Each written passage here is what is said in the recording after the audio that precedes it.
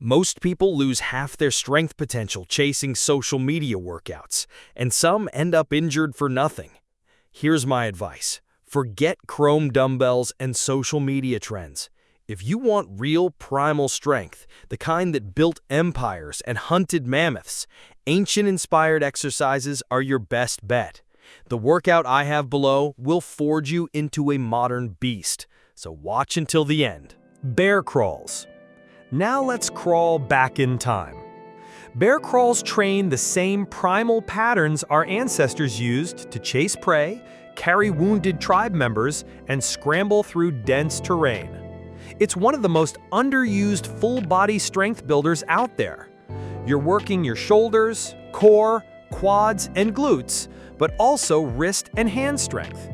In fact, shoulder injuries are among the most common lifting-related injuries today, typically due to weak stabilizers and bad overhead mechanics. Back pain is also very common.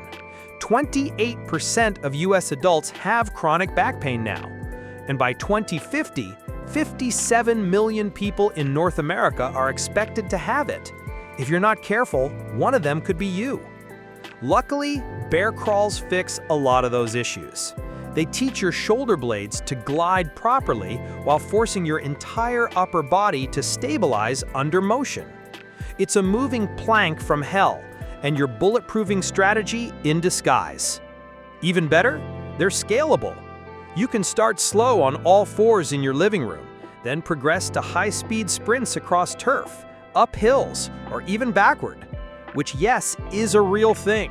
Farmer's carry. Now, let's get into another solid exercise, farmer's carries. Imagine hauling 2 jugs of water across a field in blistering heat. That's not a CrossFit workout of the day, that's survival. And it just so happens to be one of the most effective ways to build grip, core, and total body strength, fast. Farmer's carries torch your forearms, lock down your core, and force your entire posterior chain to fire. It's strength that sticks, because you're literally teaching your body to carry weight through space. Here's what most people miss though. Grip strength isn't just about holding heavy stuff.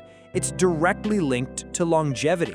Studies show that each 11-pound decrease in grip strength means a 16% higher risk of mortality.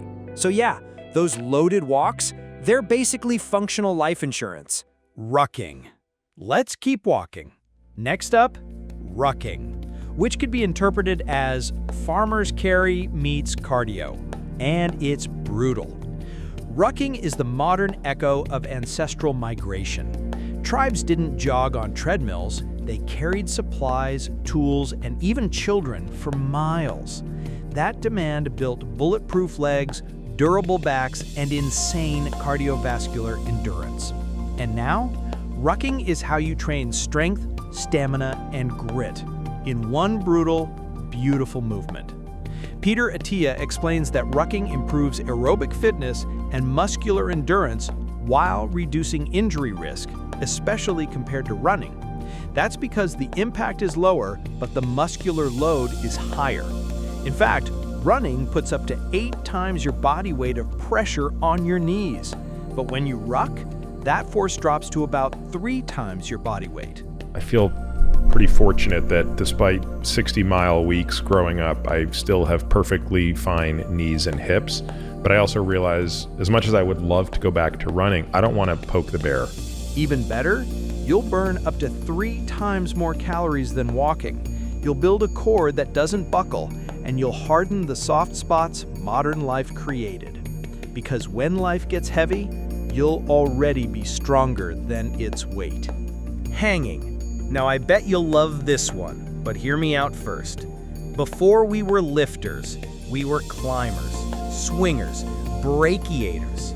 Hanging wasn't just for fun, it was genuine survival. Now, hanging is a full-body recalibration. Your grip, shoulders, scapular stability, and spinal decompression are all activated by this one primal move. Lots of studies show that passive hanging improves shoulder range of motion and can even reduce impingement symptoms. That's why so many physiotherapists recommend it. Add controlled swinging, and you're bulletproofing your entire upper body. You're restoring rhythm and elasticity to your body, building shoulder resilience, core anti-rotation strength, stronger lats, even spinal traction from the pull of your own body weight. Med ball slams. Now this next one isn't just inspired by your ancestors, it'll wake them up. I'm talking about medicine ball slams, which are basically controlled rage with a purpose. Med ball slams replicate what our ancestors did every day: lifting, throwing, twisting, and bracing. It's rotational power, anti-extension core strength, explosive drive, and stress relief in one vicious, satisfying movement. Here's why it works so well. It taps into triple extension, hips, knees, and ankles firing together. The same movement chain is used in sprinting, jumping, and Olympic lifting. And the eccentric control when you catch the rebound? That's your body learning to absorb force, exactly what prevents injury in real life. All good trainers know this. Med ball slams can genuinely increase upper body peak power and trunk strength in just a few short weeks. That means you move faster, hit harder, and lift smarter. Sled drags and pulls. Another awesome ancestral move: sled drags and pulls. Imagine hauling a fallen deer across rough terrain, or pulling a supply-laden sled across snow. That's your DNA, and sled work taps into it. The best part? It's joint-friendly, brutal on the muscles, and devastating for fat. Here's the science. Sled pushes and drags generate high-force output without the eccentric strain that causes soreness or injury. Let me say that again in English. You can go hard, recover fast, and repeat often. Resting squat. Next up, I'm going to tell you about a move you used to do effortlessly until chairs stole it from you.